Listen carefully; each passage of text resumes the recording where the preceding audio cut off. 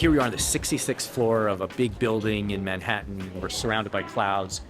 This client, LHH, they're a giant public company.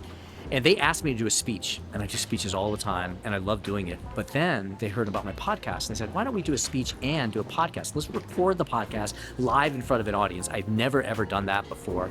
And they had a particular theme as well. And then they also invited me to invite some of my clients and followers. And so this is very different for me because I'm giving a speech, but I'm also doing a live podcast interview I've never done. And I have people in the audience that actually really know my work. So I am a little nervous.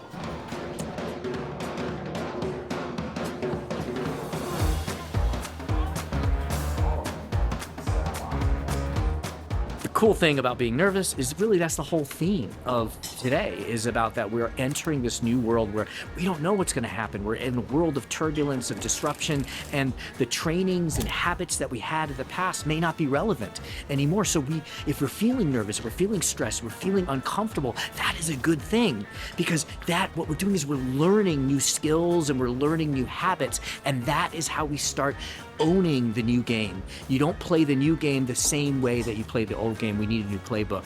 And the way you adopt that playbook is with intense training until what you do goes from conscious to subconscious to natural again.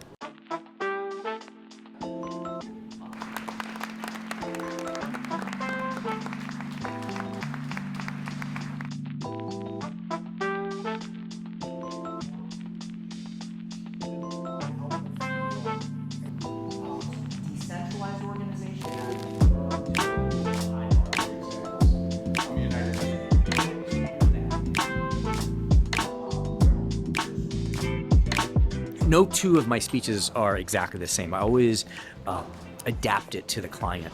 And one thing I find is useful is I will record a TikTok video beforehand, and I'll use ChatGPT to help me come up with a script, and then I'll do take 1, take 2, take 3. I've done 5 takes of this, and now at least that little piece of the script and the central message of the script, which is the same central message of my talk, it becomes natural to me. It becomes embodied in me. So I'm not thinking when I'm on stage, it just comes out naturally. And so it's that repetition again that helps us just get comfortable with what the message is. So when we're out there and we're speaking, I'm not in my head thinking about what are the words I'm going to use. The words are at the tip of my tongue, and I can really just be there with the audience and just be there with the energy.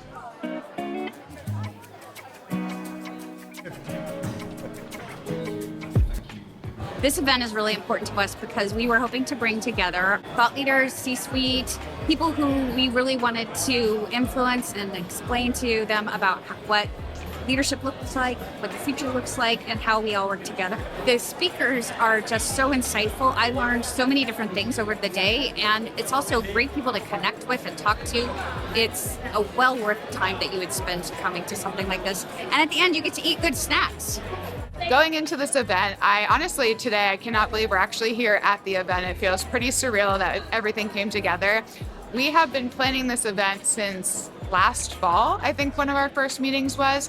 It's been a team effort. We've had weekly meetings. That, along with the branding, making sure to bring our beautiful working world to life, which is LHH's new tagline. We're super excited. I'm feeling very relaxed now that it is here and we are set up and we're here and we're going. So really looking to hear from some experts such as Kaihan, such as Oscar, such as Lord Young, really to share their wisdom and their learnings around some transitions they've managed, some transformations they've gone through. But I think really, happy with the participation, really happy with the speakers, and really happy with the, you can see the networking that's going on at the moment. So really happy with that too. So.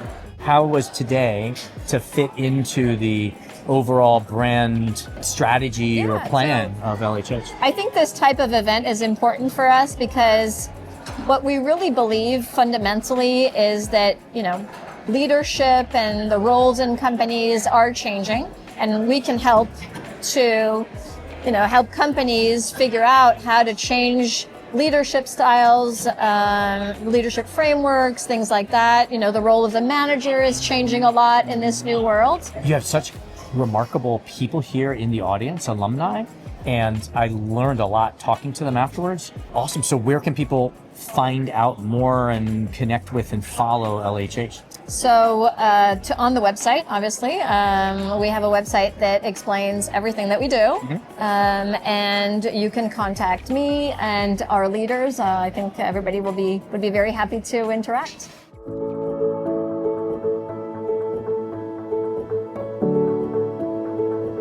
I was born out of this country in Mexico to a single mom, and I was raised by my grandmother. This is a woman who, she didn't have a home. She lost her husband early. We were never without a home, but we didn't have our own home. And we traveled around the northern part of Mexico.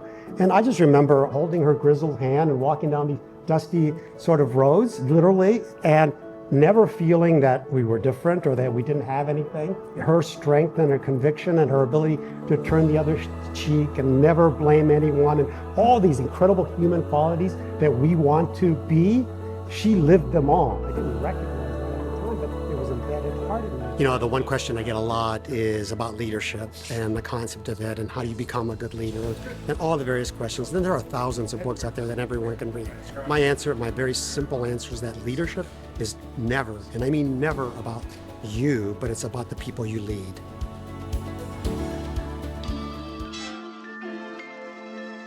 I've written 6 books and several HBR articles, and so I kind of think of it as like a chef, right? I have content that has been tested, proven, I've done it on stage, it's been stage tested, it's good content.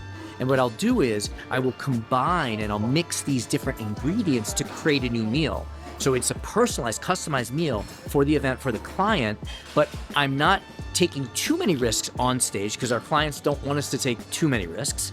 They want to know that what I'm doing is proven that it works, but it's personalized for them because the ingredients have never been combined in that way before.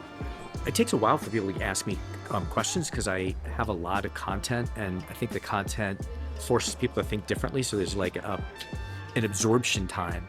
And so it usually takes like 2 or 3 minutes for people to ask. But a question that I always get is, how much time do you need to do this?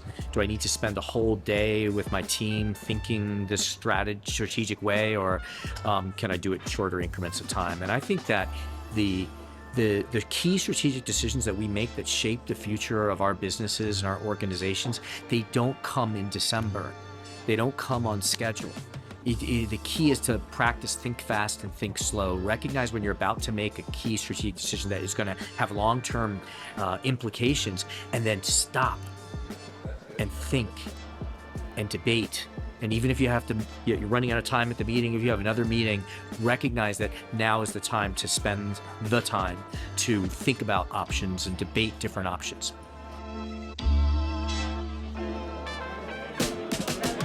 All right, we officially wrapped up our first annual LHH Executive Exchange. It went amazing, better than I could have ever hoped for. We really came in and discussed what the trends are for the next few years and what this specific group, these C-suite executive level leaders, should be on the lookout for, to how they can best manage their teams, and lead their companies.